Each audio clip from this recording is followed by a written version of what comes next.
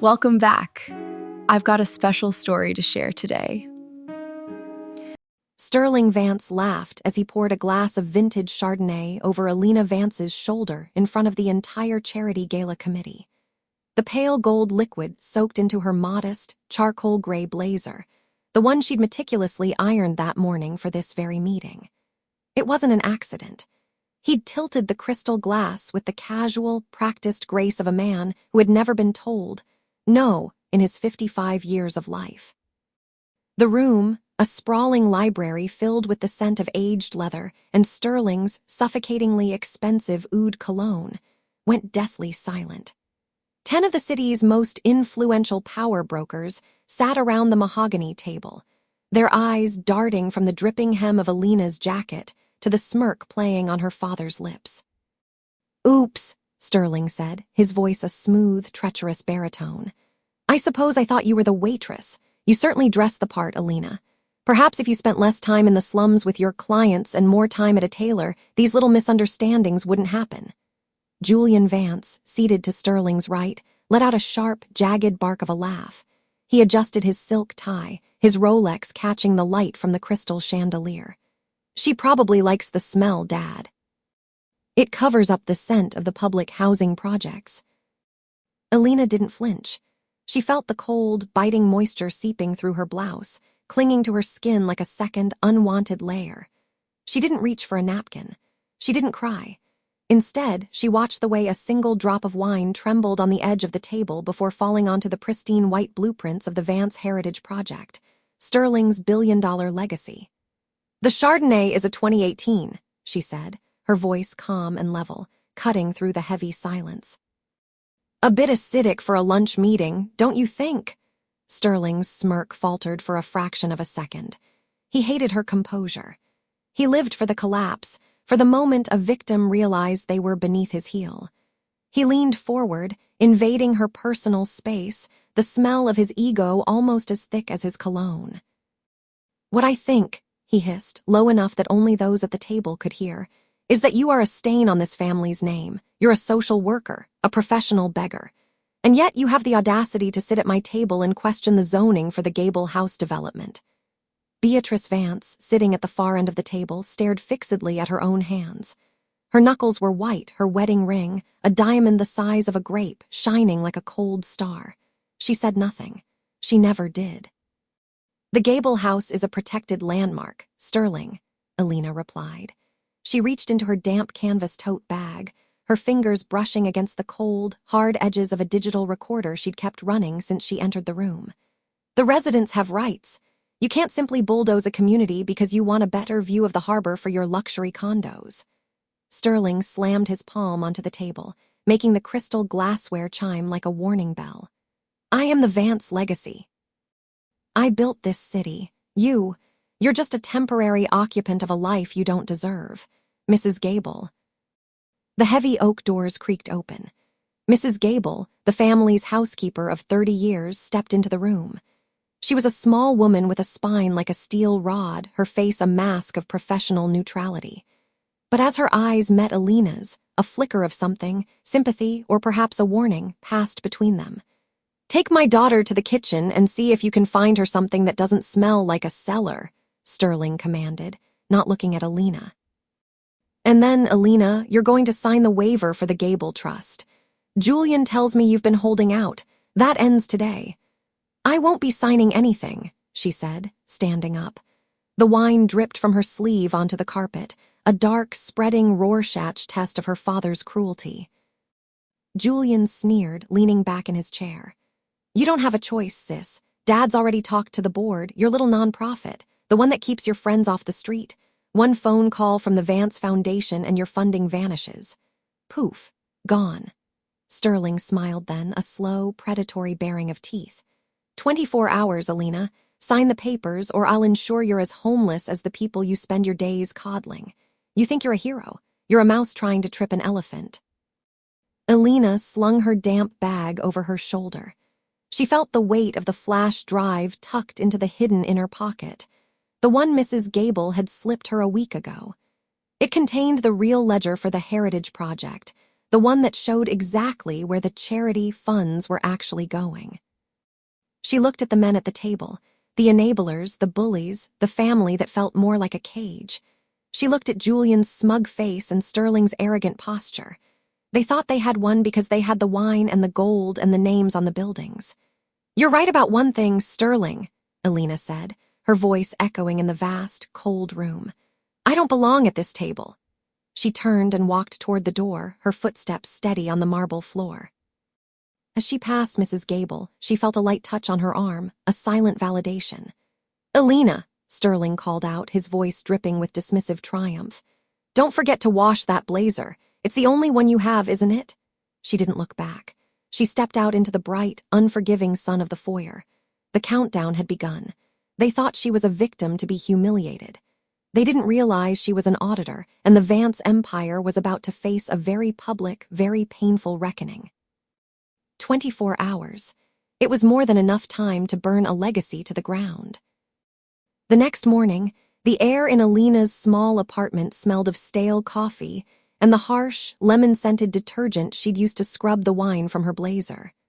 The stain was gone, but the fabric felt thin, worn down by the effort.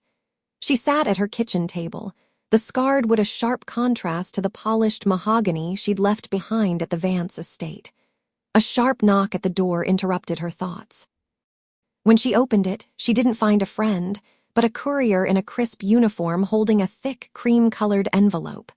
The Vance crest was embossed on the seal, a golden wolf staring back at her with cold, unblinking eyes. "Sign here," the man said, his voice bored. Elena took the packet. Inside wasn't a letter of apology, but a legal document. Sterling had sent a voluntary relocation and confidentiality agreement. He was offering her $50,000, a pittance to him, a fortune to most, on the condition that she move at least 200 miles away and never speak the Vance name again. "He thinks he can buy my silence for the price of a mid-range sedan," she whispered, her fingers tightening on the paper. The audacity of it made her blood simmer. It wasn't just a dismissal. It was an attempt to delete her existence from his perfect, curated world. She didn't sign. Instead, she walked to her desk and flipped open her laptop. The screen flickered to life, illuminating her face in a cool, blue glow. Most people knew Elena as the soft-hearted social worker who helped families navigate the labyrinth of city housing. They didn't know about the certifications hanging in her closet, or the fact that she spent her nights as a forensic auditor for the Municipal Development Oversight Board. She pulled up the Vance Heights file. Sterling's crown jewel. It was a $300 million luxury development slated for the old docklands. He needed city approval by Friday, or the high-interest loans he'd taken out to fund the construction would begin to default. Her phone buzzed on the desk. It was Julian. She hesitated, then answered. "Elena, thank God you picked up," her brother said. His voice was smooth, practiced, the sound of a man who had never had to work for a yes in his life. "Look, he's in a state. That stunt you pulled last night, it was embarrassing. He's already instructed the PR team to move forward with the renaming ceremony." "Renaming?" Elena's voice was flat. "The Beatrice wing at the Children's Hospital," Julian said, sounding as if he were discussing the weather. "Sterling thinks it's time for a more unified brand. It's going to be the Sterling Vance Center for Excellence. The press release goes out at noon tomorrow." The air left Elena's lungs. That wing was the only thing left in the city that bore her mother's name. Beatrice Vance had spent her life building that legacy, and Sterling was going to pave over it with his own ego. "He can't do that, Julian. That was Mom's legacy. He's the primary donor, Elena. He can do whatever he wants. Just take the money and go. Don't make this harder than it has to be." He hung up before she could respond. The silence that followed was heavy, filled only with the rhythmic hum of her computer's cooling fan. Elena looked back at the screen. She navigated through the Vance Heights tax filings, her eyes scanning the rows of numbers with surgical precision. Sterling Vance was arrogant, but he was also sloppy. He'd hidden his shell companies behind a web of offshore accounts, but he'd used the same registered agent for all of them, a man named Leo Thorne. She reached into her bag and pulled out the small, leather-bound ledger Mrs. Gable had pressed into her hand the night before. It was filled with handwritten notes in her mother's elegant script. Dates, amounts, and a single recurring name, Thorne. Her mother hadn't just been a victim of Sterling's gaslighting, she had been his bookkeeper. And she had kept a second set of books. 24 hours, Elena murmured, her eyes narrowing as she compared the ledger to the digital filings. You think you're the wolf, Sterling, but you've forgotten who taught you how to hunt. She began to type, her fingers flying across the keys. She wasn't just looking for mistakes, she was looking for the kill shot. By the time the sun hit its zenith, she had found it. A massive discrepancy in the environmental impact funds, money that should have gone to cleaning the soil at the docklands, but had instead been funneled into Sterling's private art collection. Tomorrow was the groundbreaking ceremony for Vance Heights. The entire city council would be there. The cameras would be rolling. Elena closed the ledger and stood up. She felt a strange, cold calm settling over her. She didn't need $50,000. She needed a front row seat to the collapse. She checked the clock. 21 hours left. The next morning, the Vance estate felt like a tomb wrapped in silk and gold leaf. The bitter aroma of over-roasted espresso drifted through the dining room, clashing with the cloying scent of the lilies Beatrice Vance had insisted on placing in every corner. Elena Vance sat at the long mahogany table, her spine straight, her fingers tracing the smooth, cool edge of her porcelain saucer. Across from her, Sterling Vance was already in his element, his tailored suit jacket draped over the back of his chair, his eyes fixed on the morning's financial reports. The city council confirmed their attendance, he said, not looking up. His voice was a low, self-assured rumble that usually commanded the room, but today it felt like static to Elena. Even the mayor is making an appearance. This groundbreaking isn't just a ceremony, it's a coronation. Vance Heights will be the crown jewel of this zip code. It's a massive undertaking, Father, Julian Vance added, sliding into his seat. He looked exhausted, his tie slightly crooked, a rare lapse in his usually perfect armor. The environmental groups are still asking questions about the soil remediation at the docklands, though. They're persistent. Sterling let out a sharp, dismissive bark of laughter. He finally looked up, his gaze landing on Elena with a familiar, predatory condescension. Let them ask. We have the filings to prove every cent went exactly where it was supposed to. While Elena spends her days holding the hands of people who can't pay their own rent, I'm building a future that actually lasts. He leaned forward, his eyes narrowing. You look pale, Elena. Is the weight of your insignificance finally catching up to you? Or did you stay up late dreaming of ways to waste more of my money on your little social projects? Elena didn't flinch. She felt the flash drive in her pocket, a small, hard weight against her thigh. It was her secret power, a digital blade sharpened and ready. I was just thinking about the docklands, she said, her voice calm, almost conversational. It's amazing how much work can be done when the right people are watching. Sterling's lip curled. People like you don't understand the mechanics of power. You think the world runs on empathy. It runs on results. Tomorrow, when I stand on that stage, no one is going to care about the dirt under the foundation. They're going to see the name Vance in 30-foot steel letters. The sound of silver clinking against bone china was the only response. Beatrice entered the room then, her movements tentative, her hand trembling slightly as she reached for the teapot. She accidentally bumped Sterling's elbow, causing a single drop of dark coffee to splash onto his pristine white cuff. The silence that followed was immediate and suffocating. Sterling stared at the stain for a long moment before looking at his wife. You're a clumsy woman, Beatrice, he said, his voice dropping to a dangerous, icy whisper. It's a wonder I let you out in public at all. You're lucky you have my name to hide behind, because on your own you're nothing but a liability. Beatrice's face went ash-gray. She stepped back, her eyes fixed on the floor. I'm sorry, Sterling, I'll get a cloth. Don't bother, he snapped, standing up and tossing his napkin onto the table. Just stay out of the way. I have a legacy to secure, and I don't have time for your incompetence. He marched out of the room, Julian following close behind like a shadow.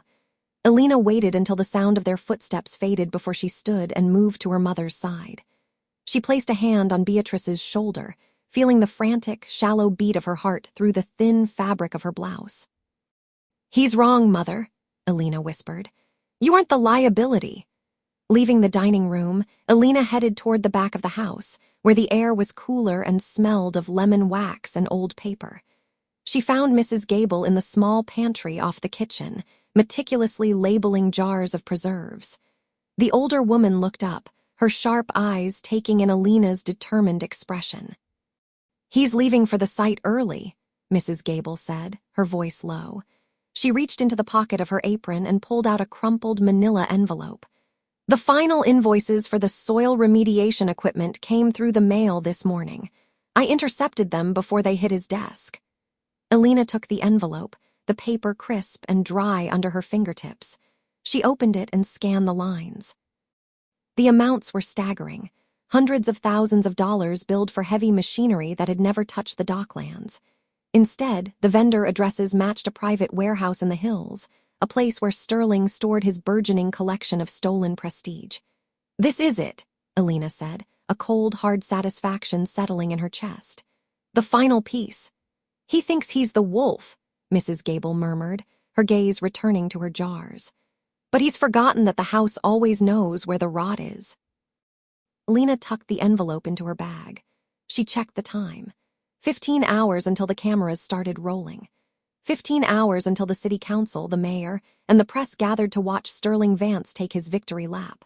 She walked toward the front door, her heels clicking a steady, rhythmic countdown on the marble floor. As she reached the foyer, she saw Sterling standing by the grand entrance, checking his reflection in the gilded mirror. He adjusted his tie, his face a mask of arrogant perfection. He didn't see her until she was almost at the door. "Going somewhere, Elena?" he asked, his tone dripping with mock concern. "Shouldn't you be at the shelter, handing out soup and hope?" Elena paused, her hand on the heavy brass handle. She turned to look at him, a small, knowing smile playing on her lips. "I have a few errands to run, Father, preparations for tomorrow. I want to make sure everything is perfectly transparent." Sterling chuckled, a dry, hollow sound. "Transparency is for the weak. Only the strong get to decide what people see." "We'll see," Elena replied, her voice as steady as a heartbeat. "I think tomorrow is going to be a day for revelations." She stepped out into the bright morning light, the heavy door thudding shut behind her. The countdown had reached the final stretch. She had the evidence, she had the motive, and in less than a day, she would have the audience. Sterling Vance was so busy looking at his own reflection that he hadn't noticed the floor was already beginning to give way. Elena climbed into her car, her grip firm on the steering wheel. She wasn't just going to watch him fall, she was going to be the one who pulled the lever. The morning before the Vance Foundation's 30th anniversary gala arrived with a deceptive, polished calm. Elena Vance stood in the center of the grand ballroom, the space smelling of fresh lilies and the sharp, metallic tang of ozone from the newly installed lighting rigs. High above, a massive portrait of her father was being hoisted into place, his painted eyes staring down with a manufactured benevolence that made her skin crawl. "It's a bit crooked, don't you think?"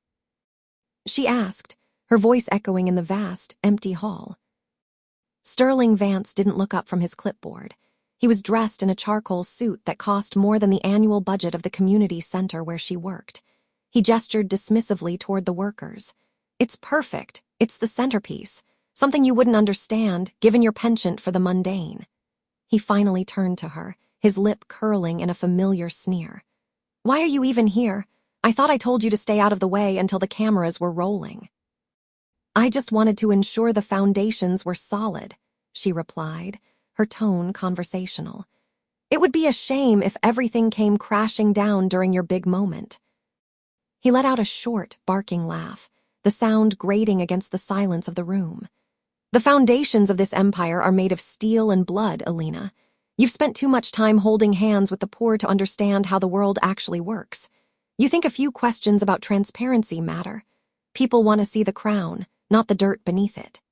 He stepped closer, invading her space with the suffocating scent of his expensive cologne, sandalwood, and arrogance. "Don't try to play the philosopher. It doesn't suit you.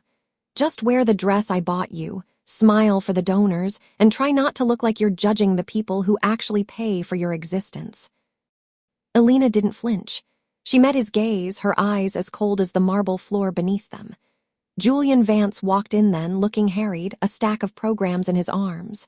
He paused, sensing the friction between them. "The guest list is finalized, Father," Julian said, his voice tight. He glanced at his sister, a flicker of something, guilt perhaps, or warning passing through his eyes. "The press is confirmed.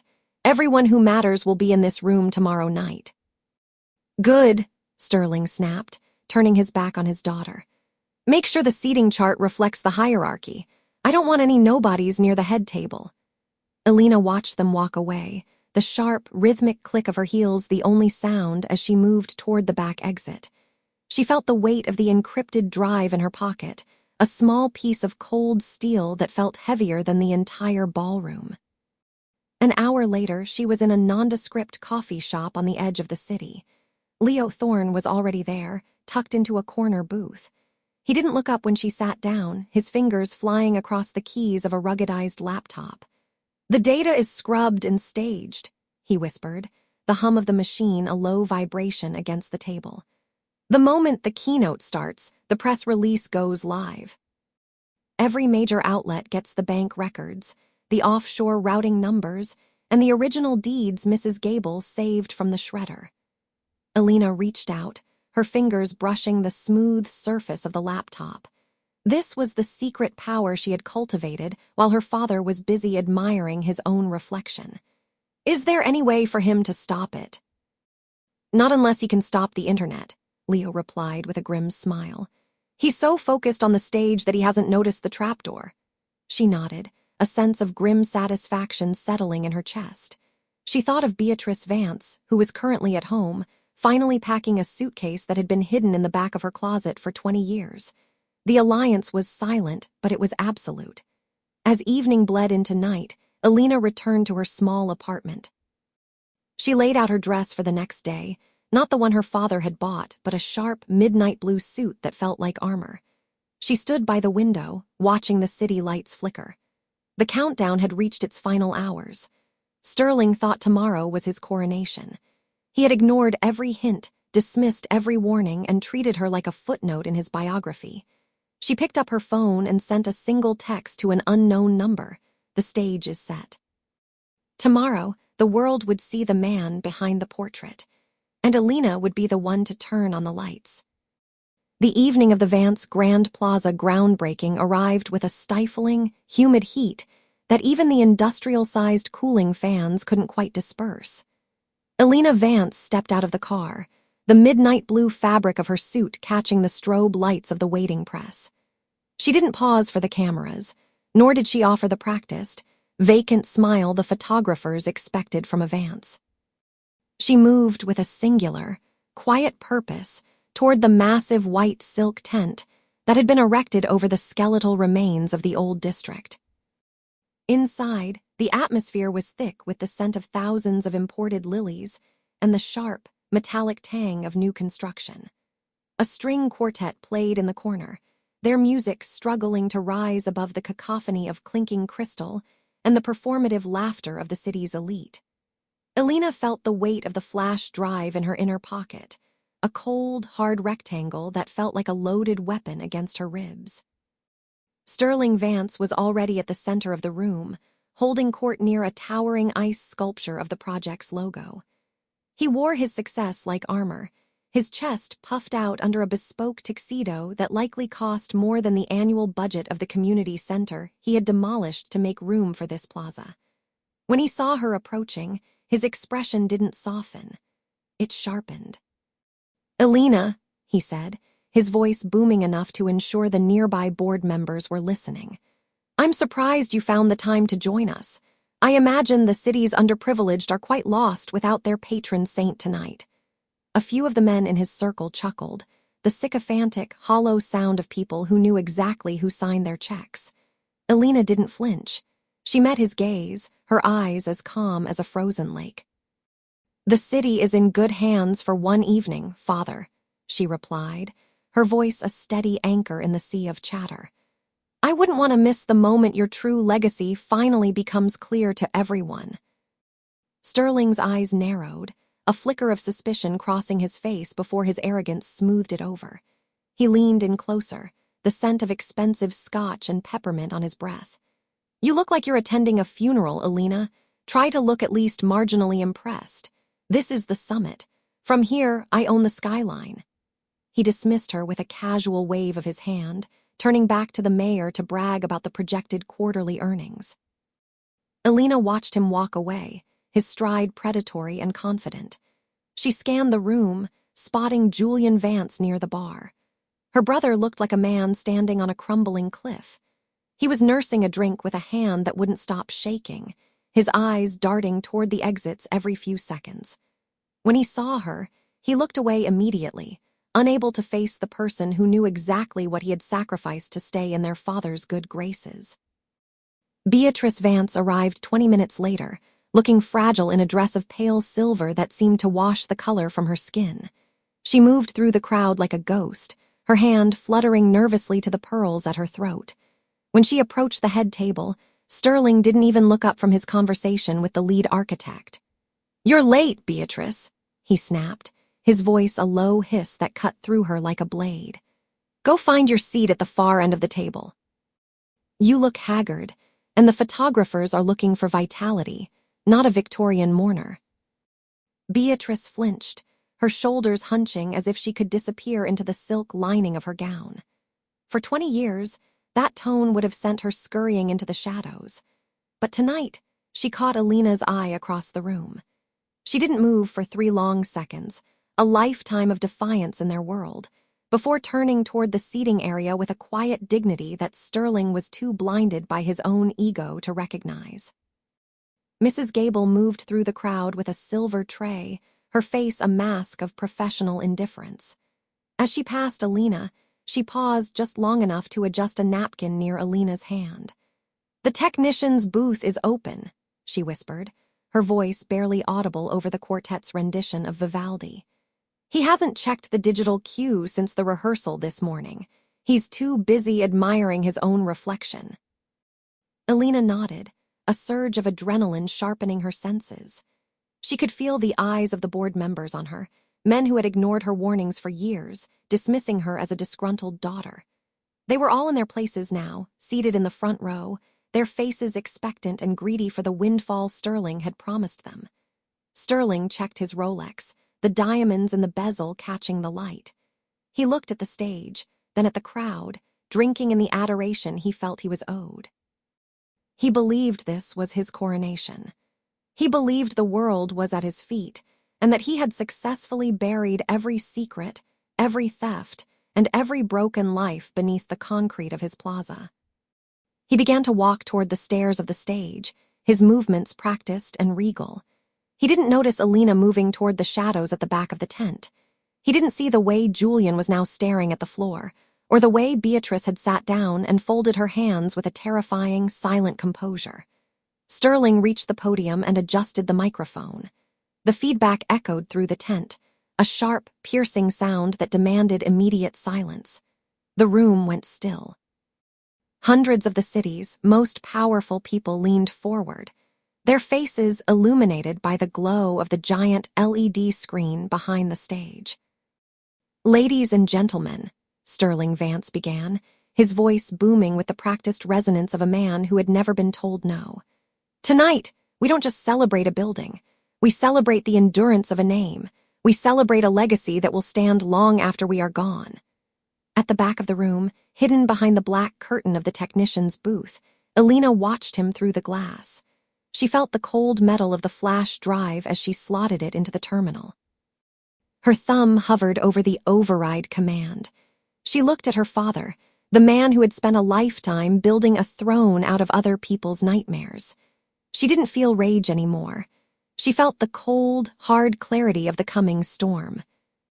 Sterling took a deep breath, ready to launch into the speech that would cement his place in the city's history. He smiled, his teeth bright and artificial under the spotlights. "Let us look at the foundation of what we've built," he said, gesturing grandly to the screen behind him. Elena's finger pressed down. The air in the tent felt heavy, charged with the static of an impending strike. The world was watching, and she was finally ready to turn on the lights.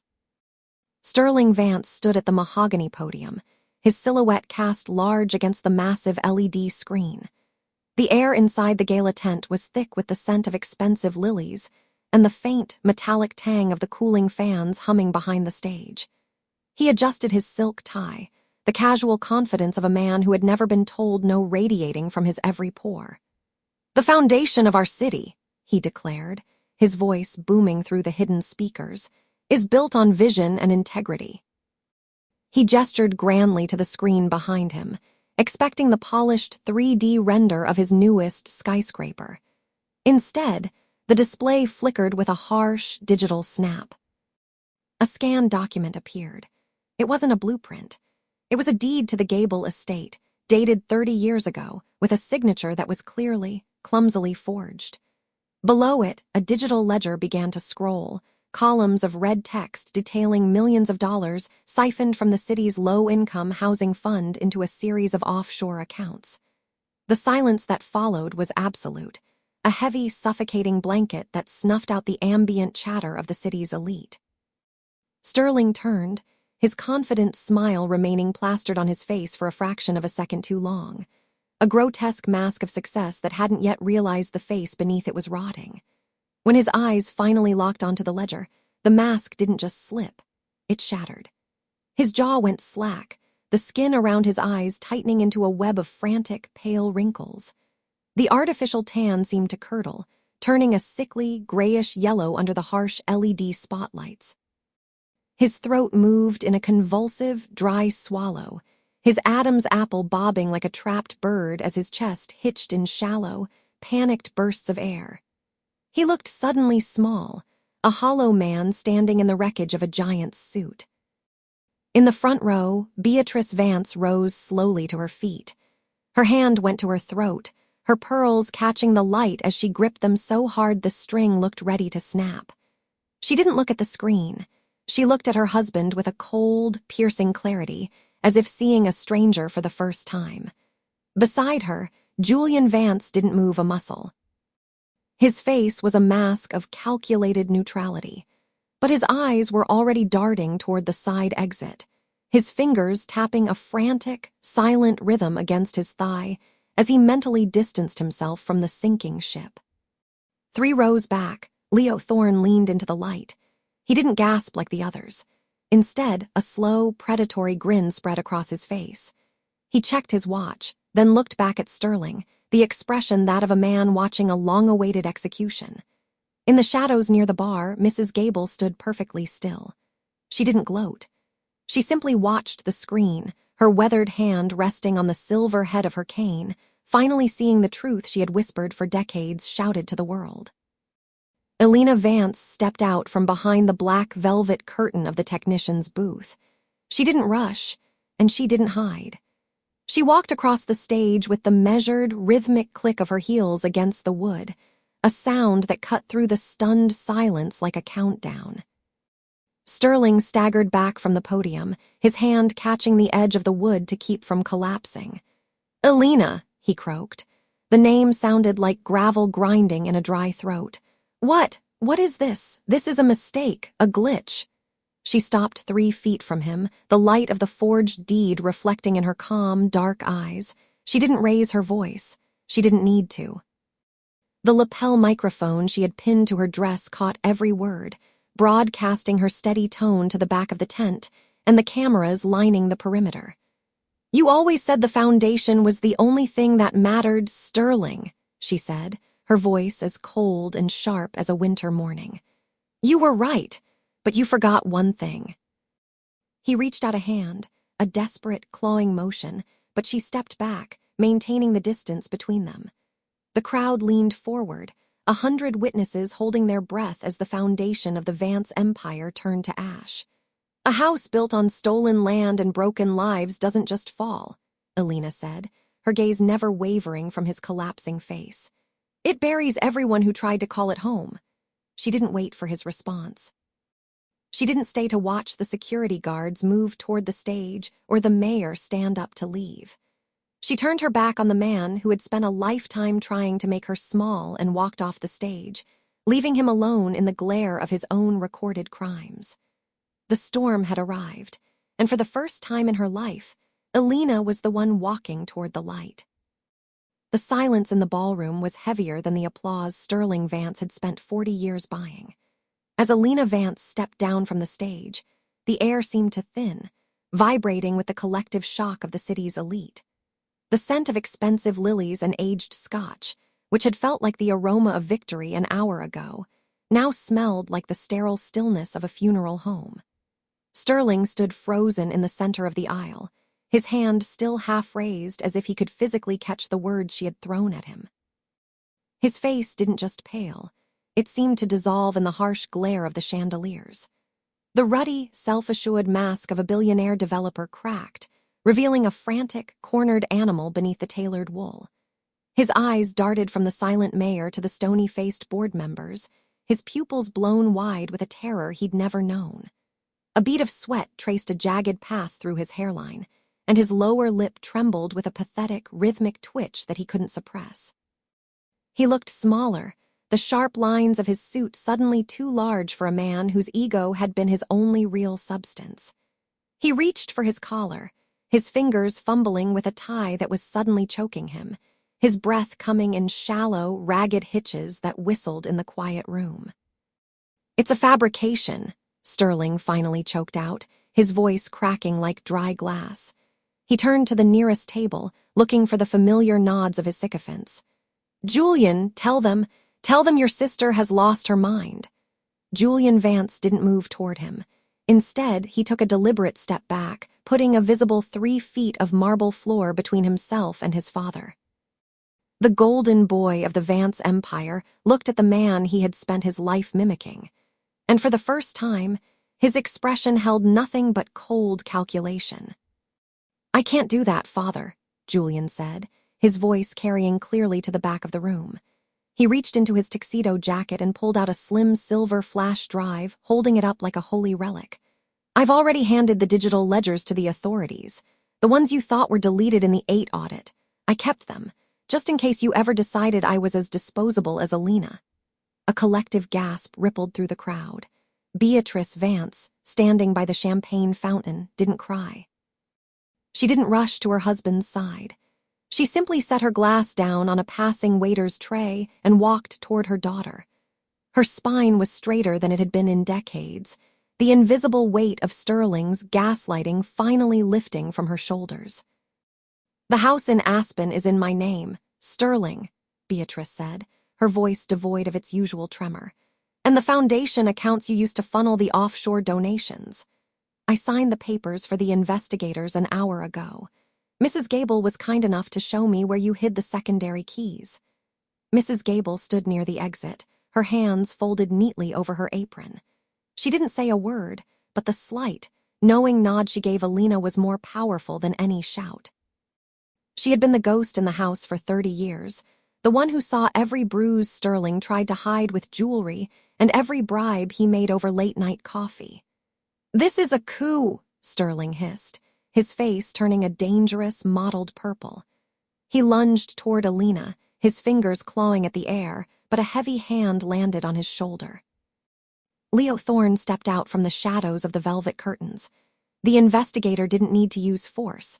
The mere presence of the man who had dismantled 3 governors was enough to make Sterling collapse back into his chair. "It's not a coup, Sterling," Leo said, his voice a low rumble. "It's an eviction. There are 4 federal agents waiting in the foyer. They're very interested in the stolen land Elena mentioned. It seems the signatures on the state land grants don't match the public records." The mayor stood up then, adjusting his glasses and looking anywhere but at Sterling. "I think this gala is over," he muttered, signaling to his security detail. One by one, the pillars of the community began to move. They didn't just leave, they recoiled. They walked around Sterling as if his failure was a contagious disease, their heels clicking a rhythmic retreat on the marble. Elena stopped at the edge of the room, her hand resting on the heavy brass handle of the exit door. She felt the cool metal against her palm, a sensory anchor in the swirling chaos of her father's destruction. She turned back one last time.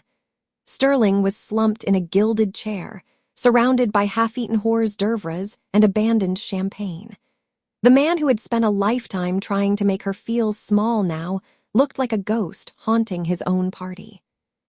"You always told me that a Vance never loses, Father," Elena said, her voice calm and sharp as a winter morning.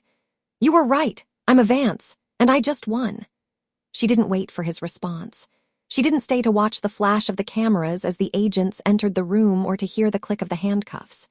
She stepped out into the night air, the heavy doors swinging shut behind her, muffling the sound of the man who was finally and truly alone. The city lights stretched out before her, bright and indifferent, marking the beginning of a world where the name Vance no longer meant a cage. As she walked toward the waiting car, her phone buzzed in her pocket. A single message from an unknown number appeared on the screen. "The audit is complete. There's nothing left for him to hide." Elena deleted the thread and looked up at the sky. The storm had passed, leaving behind a cold, terrifying clarity. She was free, but the silence she left behind was a debt that was only beginning to be paid. 6 months had passed since the glass and steel doors of the Vance Tower had closed behind Elena for the last time. The city's skyline still glittered with the same indifferent brilliance, but for Elena Vance, the view from her new office on Mercer Street felt infinitely more expansive. There was no marble here, no hushed corridors of power where footsteps were muffled by 3-inch thick Persian rugs.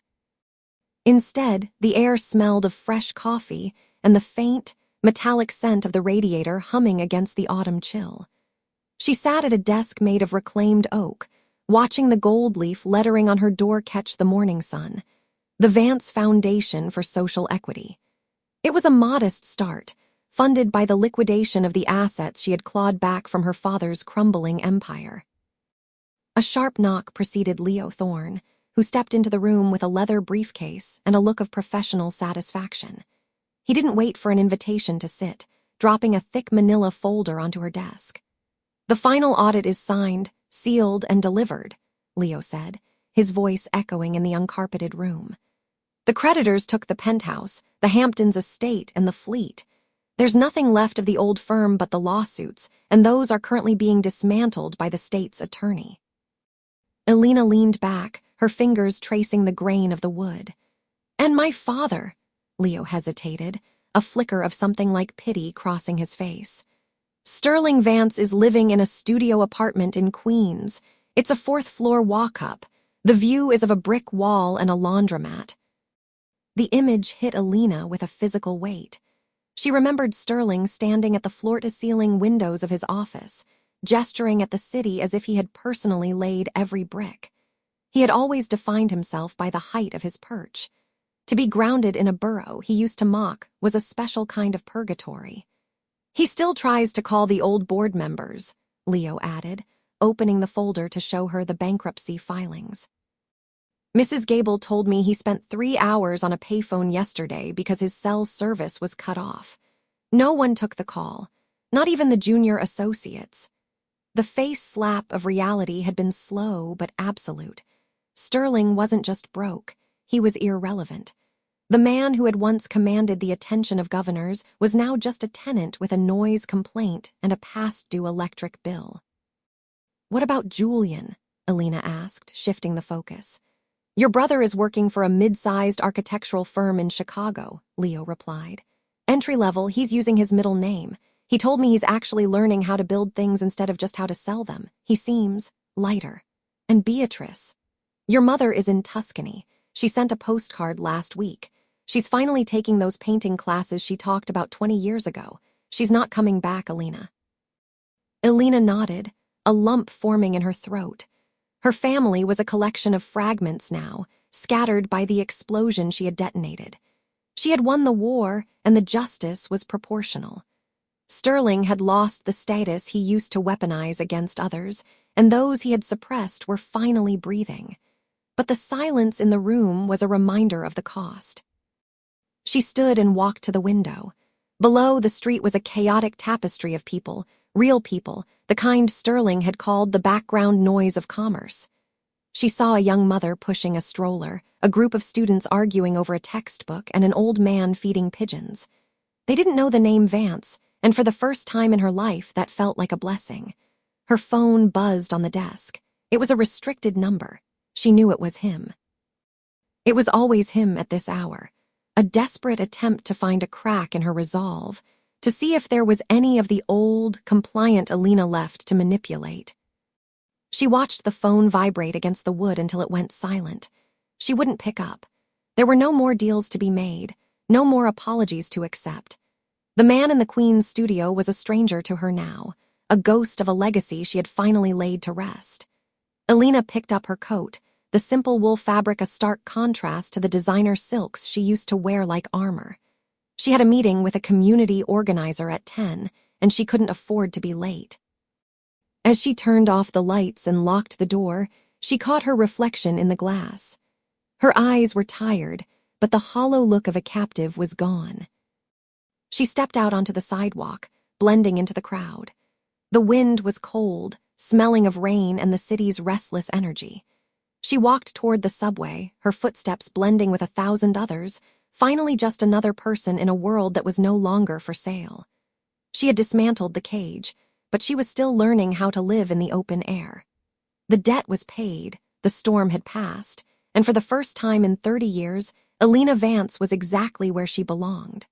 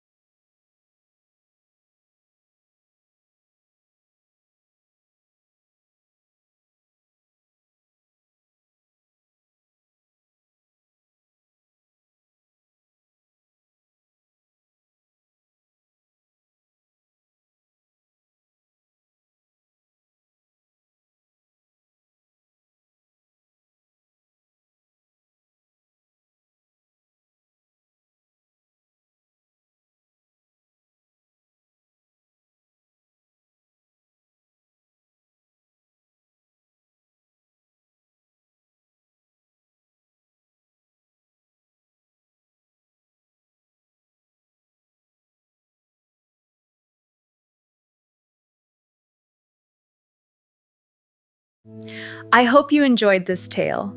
Please subscribe to support the channel. Goodbye for now.